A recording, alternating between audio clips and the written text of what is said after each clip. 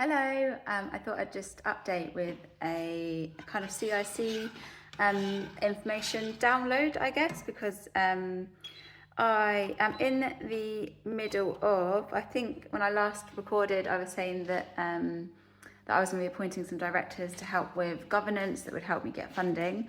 But I'm learning things as I go about the CIC business, which makes me wonder why there are so many barriers to becoming a CIC when becoming a CIC for me is to recognise the kind of growth of my organisation or the organisation, and to kind of give it the best chance of continuing to grow. So it doesn't make sense to me that it's so difficult, or that there's so many barriers. And I just know that I'm going to forget them, and I want other people to be aware of them before they take the leap. It wouldn't have necessarily changed what I was doing, but I think I just would have had more things sort of lined up to support me through this transition. So the first thing that that kind of became apparent, which I know I mentioned in the last video, but I feel like I sort of like was moving my way around it, but actually is an issue, is that you kind of become more eligible for different types of funding because you're a registered not-for-profit organisation, so people are happier to fund you because they know that the money is going in the right place. But then as a result, or then as a result of being a CIC, they then want to see that you've got multiple directors on the board, which if you then haven't got lined up already, then there's another step there where you kind of can't apply for funding for a lot of funders. I'm sure you can apply for some funding, as I'm doing, but you might be have less chance of success because your governance isn't so strong. So there's that element of needing to line up directors beforehand, or even like I think I was thinking I just wouldn't need them because I'm just trying to take things very tentatively, moving from being a sole trader where you're working really honestly, working in a not-for-profit way anyway, and it's just you, and then you're moving to a CIC and it's like, this is now eligible for more stuff, but I'm not ready to like bring other people in yet, just in case it muddies the water, or in case I then have to think about what their job roles might be when actually I need to concentrate on kind of this transition first. So for me, I was just going to stay me for a while, but then I need to appoint people to support with governance, which I do understand. So there's a lot of stuff coming through the door about that. So that's one thing, that I haven't got the directors in place yet, so therefore can't apply for lots of funding, which I actually was the reason I registered as a CIC. But anyway, the next thing is that you then need to get an accountant, because I have to, because my knowledge as a sole trader and doing my end of year tax returns and the way that I keep my accounts all in spreadsheet format is probably not going to cut it when running a CIC, because there's that differentiation between my sole trader work and the CIC work, and I knew that I'm going to get confused about the date that I kind of incorporated and which bit of work goes where and what return or filing I need to do for which one. So I was like, I need to get an accountant to help with this, so I can just like hand over the whole lot to them and then just ask them to do what they need, like work their magic on it, because they're the experts. That's fine. I've just been quoted for that £70 a month for the CIC stuff, plus an additional, if I want them to write like a statement at the end of the year, which you can do yourself, it's like an additional £100. So that works out to be about £940 for the CIC stuff. And then if I want them to then look after the sole trader stuff, which will be like everything else, then that's like £340, and this might be plus VAT. So that is a phenomenal amount of money when I haven't got reserves, because I haven't been working in that way. As a not-for-profit organisation, how do you cover the costs in the first year before you start getting core funding in? It's madness. So the alternative is to just do it yourself, and kind of like try and crawl your way through it. But that's something that I might have wanted to think about beforehand. And actually, because of the kind of funding delay to getting funding, what I kind of wish I'd done is applied for some funding from somewhere like Arts Council or something like that, which I was kind of thinking about.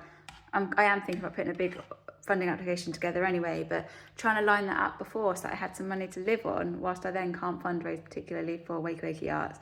It is my main job. So yeah, so this is like causing a little bit of a pause in my earnings. And then the third thing that's just really surprised me, so this hadn't even crossed my mind, because I know that I can continue to work as a sole trader and be paid by Wakey Arts to do the jobs that I'm doing for the projects that I run, in the same way that I would pay for an artist, pay for an evaluator, pay for an assistant, whatever. I'm just like the producer on the project, or the project manager, or even the dance facilitator with Wiggles Giggles. So I'm just one of the people that works as a sole trader for the company. But speaking to the accountant, he said that legally I might be in a position where I have to become an employee of the company because of the amount that I work for Wakey Arts, and the fact that it's my main job and things like that. So there is a calculator you can do on HMRC's website, and I have done this before for another company that I work for, or charity. But the chances are, without doing it, the chances are I'm going to have to become an employee of Wakey Arts, which means I'll need to pay NI, I need to pay like for payroll fees. I probably need to get accounting software because my spreadsheets, again, aren't going to be doing what they need to do. I don't even know. They're not going to be good enough. So I need to pay for some software that's like half decent. It doesn't make sense, because then what if I don't get project funding and can't pay myself? It's like I don't have a fixed salary each month or fixed wage, because I draw from projects that I'm working on, and sometimes there's a lull between projects, but that's sometimes I earn more, sometimes I earn less. That's just the way it works. So yeah, as like a freelancer moving to running a CIC because it's gone well, I'm now in a position where I'm like, oh, I needed loads of reserves.